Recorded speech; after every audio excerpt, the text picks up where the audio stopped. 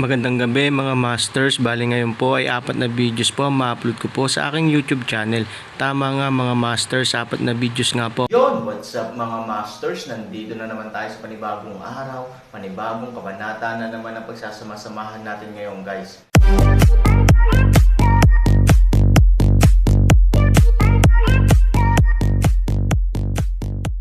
Bali mga masters, kung bago ka pa lang po sa aking YouTube channel, please click the subscribe button, lalong-lalo na po yung notification bell guys, para maging connected pa rin tayo sa isa't isa at maging updated kayo sa mga susunod ko pang video.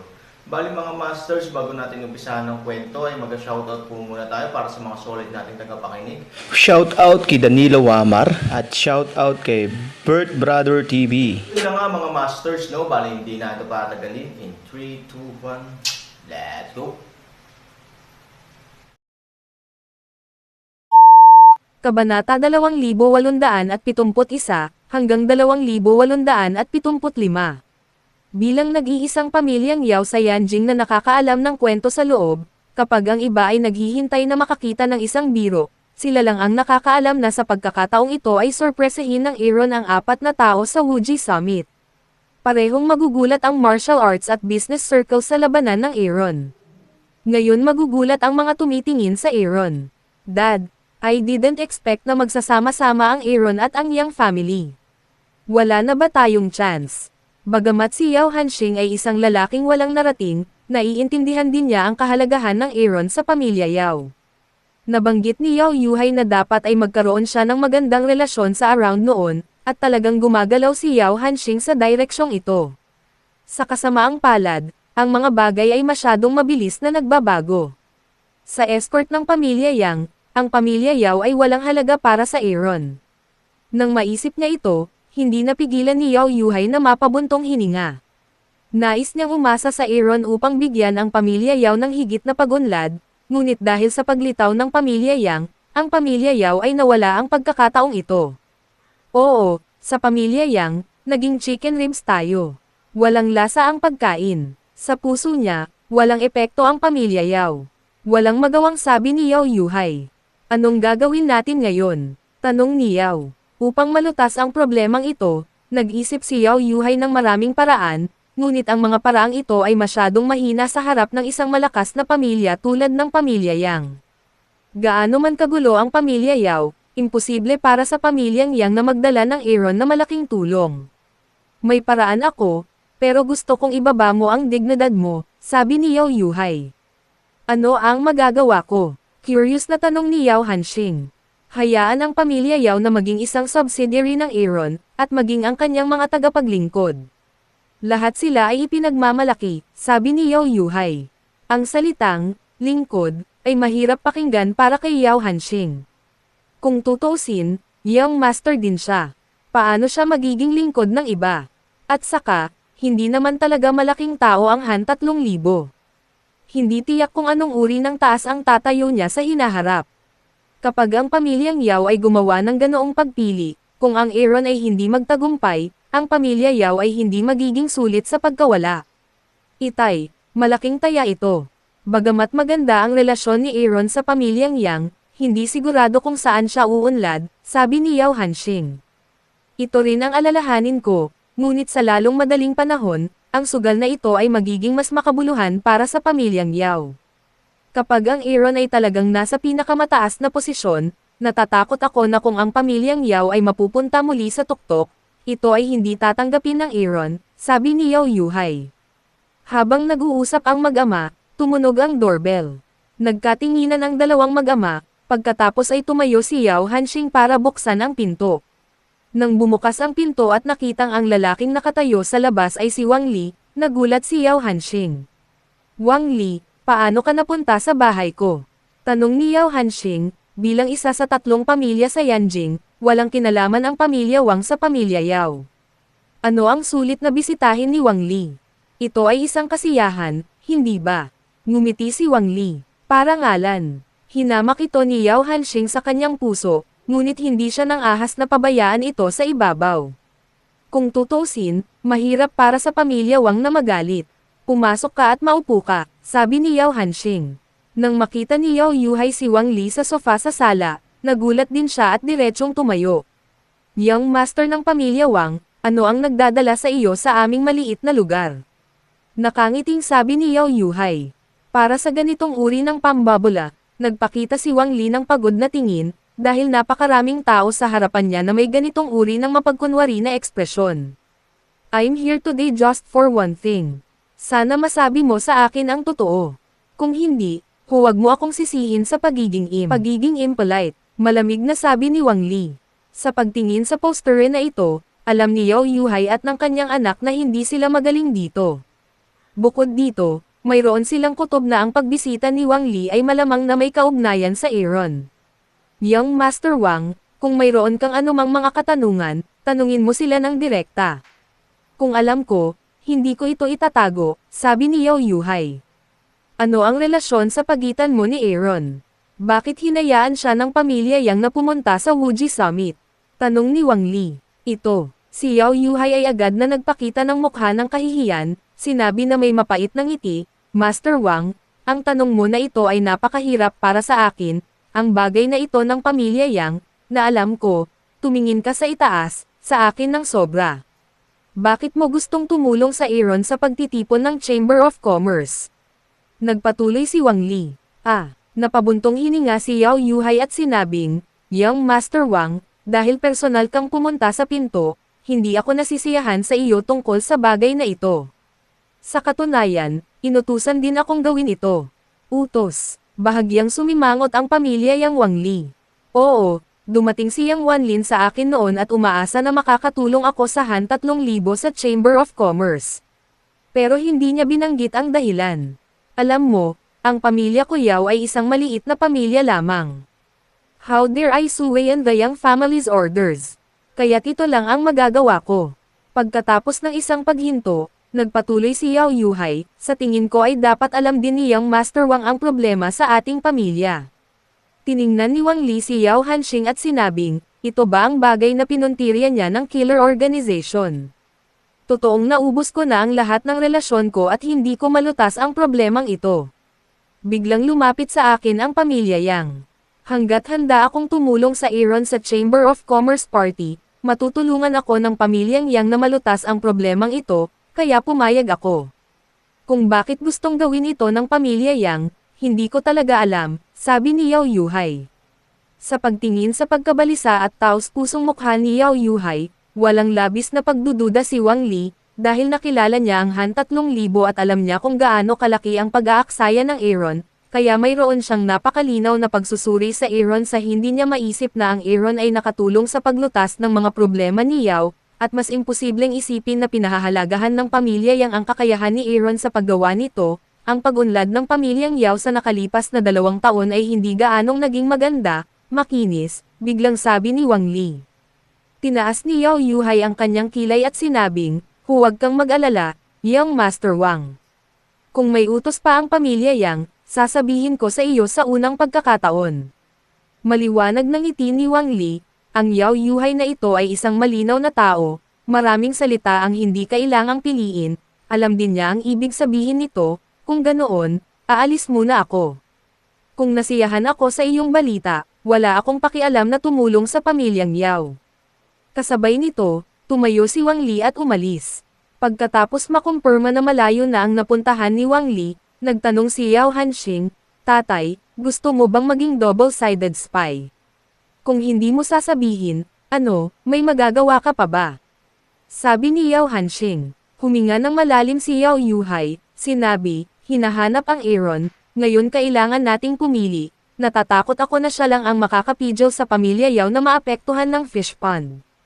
Ang labanan sa pagitan ng mga pamilyang Yang at Wang, ang pamilya ni Yao ay pinakakanya na kumpe ay hindi nais ni Yao Yuhai na matapakan hanggang mamatay, kaya ito ang pinakamatalinong pagpipilian upang mahanap ang Aaron. Noong una, nag-alinlangan si Yao Yuhai sa kanyang pinili, ngunit nang lumitaw si Wang Li, alam ni Yao Yuhai na wala na siyang mapupuntahan.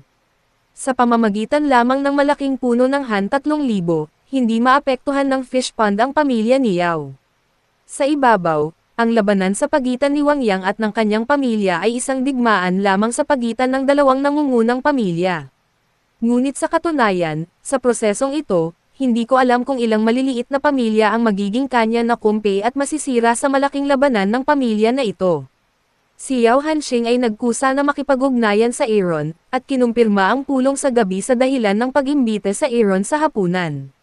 Medyo hindi sigurado si Han Sanchen tungkol sa layunin ng tawag ni Yao Hanxing, dahil hindi niya alam na pumunta si Wang Li sa pamilya Yao at pumunta sa piging na may kakaibang puso. Noong gabing iyon, nagkita kami sa pinakasikat na restaurant sa kanluran ng Yanjing. Han 3,000 makita Yao pamilya ama at anak, natagpuan na ang ama at anak na lalaki ay isang maliit na kinakabahan, hindi alam kung bakit. Anong problema? Pwede ba kitang tulungan? Pagkaupo, direktang tinanong sila ni Aaron. Tiningnan ni Yao Hanxing si Yao Yuhai, at pagkatapos ay sinabi kay Han Sanchen, Sanchen, umaasa ang pamilyang Yao na sumanib sa Fengchen. Nang marinig ito, agad na kumunot ang noo ni Aaron. Sumanib kay Fengchen. Dapat malaman na ngayon ng pamilyang Yao na nasa likod ni Fengchen ang pamilyang Yang.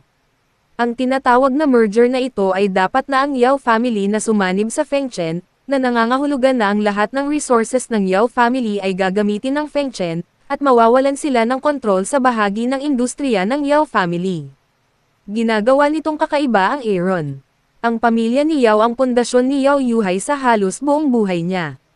Paano niya ito maibibigay sa kanyang sarili nang walang dahilan? Yao Hanxing, ang iyong mga salita ay talagang nagulat sa akin. Sabi ni Aaron, may magandang kinabukasan si Fengchen ngayon, at gusto rin siyang sundan ng pamilya Yao. Nakangiting sabi ni Yao Yuhai. Isang malamig na ngiti ang ibinigay ni Han Sanchen.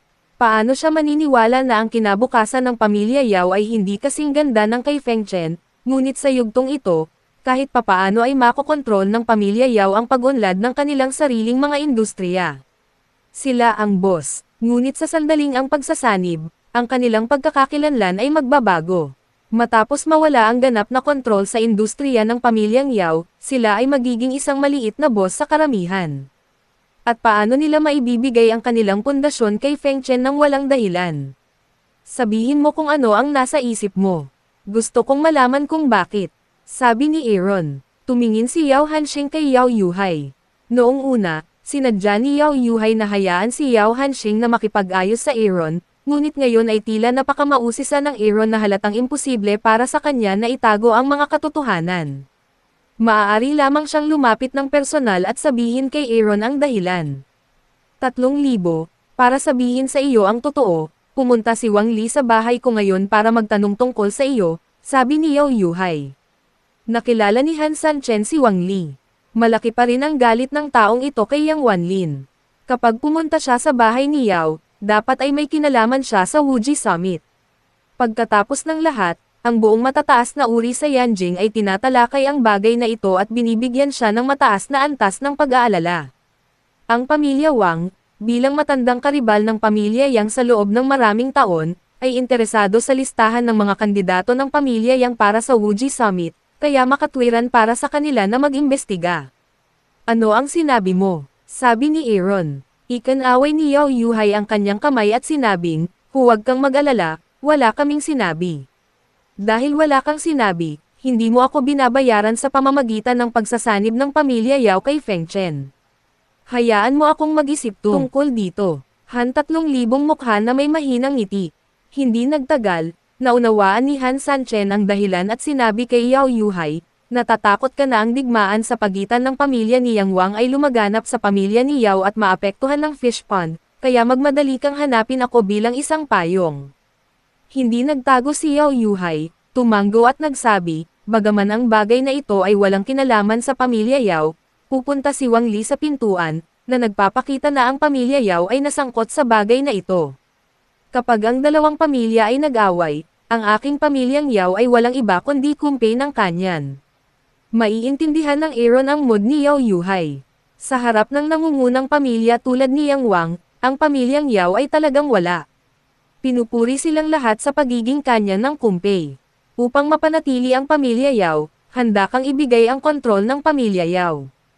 Ito ay isang belang braso para sa isang malakas na lalaki. Hindi ka natatakot na alisan ng laman ang pamilya Yao at sipin ka. Sabi ni Aaron, si Yao Yuhai ay likas na may ganoong pag-aalala, na siyang dahilan din kung bakit siya nag-alinlangan noon. Ngunit ngayon, si Yao Yuhai ay walang pagpipilian. At naniniwala siya na hindi gagawin ito ng Aaron. Sinasabi ko ang isang pahayag na tiyak na hindi mo pinaniniwalaan, at ang aking intuition ay nagsasabi sa akin na hindi mo ito gagawin, o kahit na. Kahit na hindi mo nakikita ang mga karapatang ito sa lahat, sabi ni Yao Yuhai. Wala akong pakialam sa mga karapatang ito. Tama talaga si Yao Yuhai. Mula sa simula hanggang sa wakas, ginawa ni Aaron ang mga bagay na ito hindi para sa kapakanan ng kapangyarihan, ngunit upang hayaan ang pamilyang Han na makita ang kanilang kakayahan at ilabas ang kanilang galit para sa kanilang nakaraan.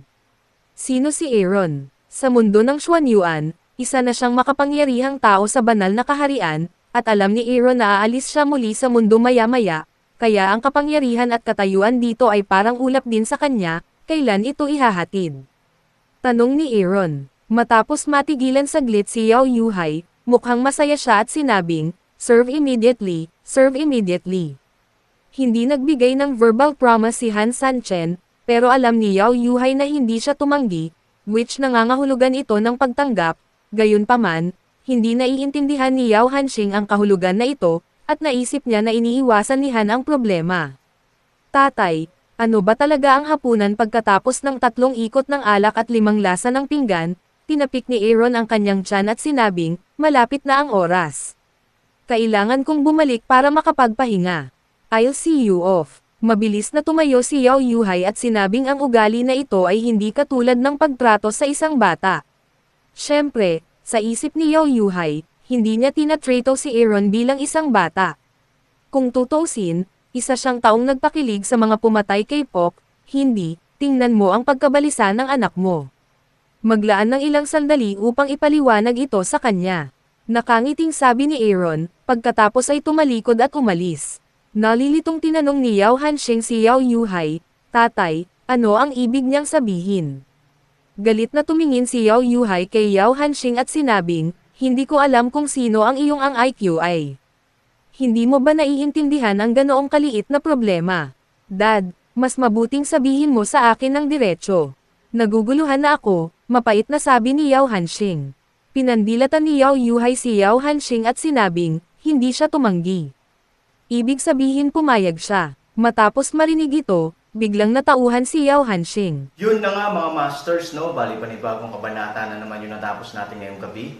Muli, maraming salamat po talaga sa walang sawang suporta po sa aking YouTube channel na talagang inaabangan nyo po ang bawat upload ko po. Bali mga masters, magkita-kita ulit po tayo bukas ng gabi at ngayon po ay magpapaalam po muna tayo. Bali mga masters, bye-bye!